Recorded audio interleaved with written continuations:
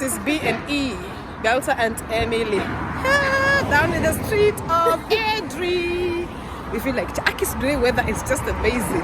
Yani inakupatia kale ka mood. Unajua kuwa Nairobi, love this nice weather.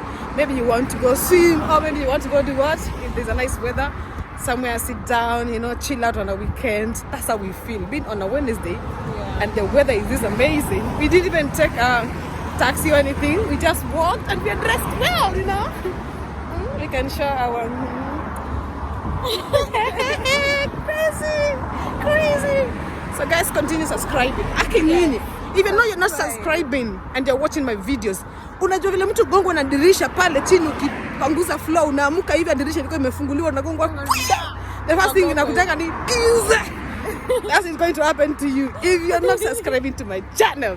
Nataka ugongo na hiyo dirisha ndio kuja hapa bio subscribe. Anyway guys, I love you so much. Ciao. Bye. So watu wangu leo acha niwaambie. Kuna hii story nataka kuiongelelea. Na msinipige na msinitusi. Nataka kuongelelea kuhusu Airbnbs in Nairobi. Wadau. Wacheni niwaambie. The first day I went to Airbnb was during Corona. Before we used to have them, but we used to call them. For me, I've had the name furnished apartment. I've never had Airbnb, but nilisikia during Corona. That was 2020 because one of my friends invited me for a bash, and because I didn't have much to do at home. It's still cold, imagine guys, even if you can see the way it's sunny, it's freezing. But because we are walking, I decided not to wear a big jacket. Anyway, my story continues. So, because I didn't have much to do at home, I said, let me just go. My daughter told me, mom, just go, interact with people. Interact with people, know people, have friends, have new friends, meet new friends. It's Corona, everybody is indoors. So, you don't need to be staying home. Just go, because I didn't really want to go. So I went. Watu wangu. Married people. Hey! I'm telling you, even the guy that invited me was married man. And I thought it's something of married people. I didn't want to ask more questions because when you're invited somewhere, you don't ask. You don't go into conditions. But to start asking questions. So I decided to go see my friend there jogging. Nice weather, even people are jogging. So yeah, I went. So when I went to this place, to this house was 3-bedroomed, full of chicks and men, full of women and men. So I was like, have I been brought into a brothel or what's going on? Every man there in that place has a woman, and every woman there in that place has a man and an extra friend. Maybe for men who have no someone. And I was like, if you look around, if you look at those guys, you can tell married people. You can see these are married people. It's not people are just single. And I was like, Jesus Christ, is this what we call Airbnb? Is this all about Airbnbs? So I was like, okay, let me see what goes on. Then, watu wameanza kukunywa. So if you have a chick, you bring her home, you call the chick, ask her what she's drinking, so you can buy her those drinks. If it's a single chick, they're alone, they are buying a wine, they share, they buy a wine, and they come over. So, women were cooking in the kitchen, there were food, women cooking, people drinking. Then it reached this time, we were sitting over the balcony. I realized it's only me, this guy, and another guy. Music is playing, people are walking up and down. So you go to the bathroom, you want to get in the bathroom. Bathroom is occupied. There was a bathroom in the main house. You go to the main bedroom, it's occupied. All other bedrooms are occupied. The bathrooms are occupied and the bedrooms are occupied. So now this is the time now it clicked my head. So I've been hearing people complain about Airbnbs. So truly, this is what happens. And I was like, shit, dang, Delta. This is madness. This is Sodom and Gomorrah. My goodness, I'm telling you, every guy was busy. Gosh, men and women. And those most of them actually were not single men, were married people. I was like, married people, we always the one end up in a backdrop. Either AIDS or maybe diseases or maybe separation because of somebody being so guilty of what he has been doing behind your back.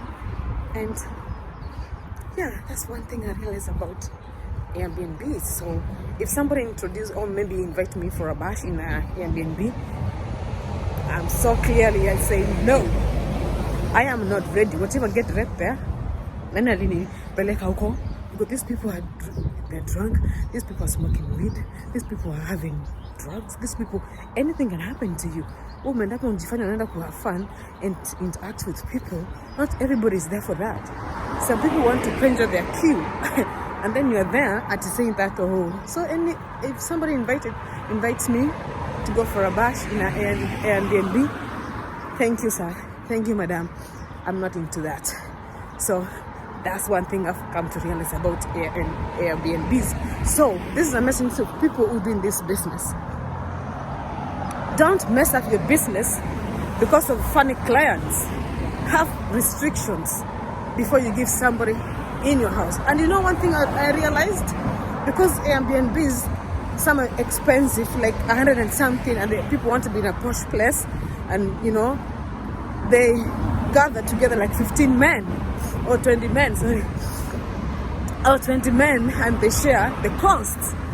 Can you imagine? They can say they contribute 10 or 15 or 20, depends with how much the rent is for the house.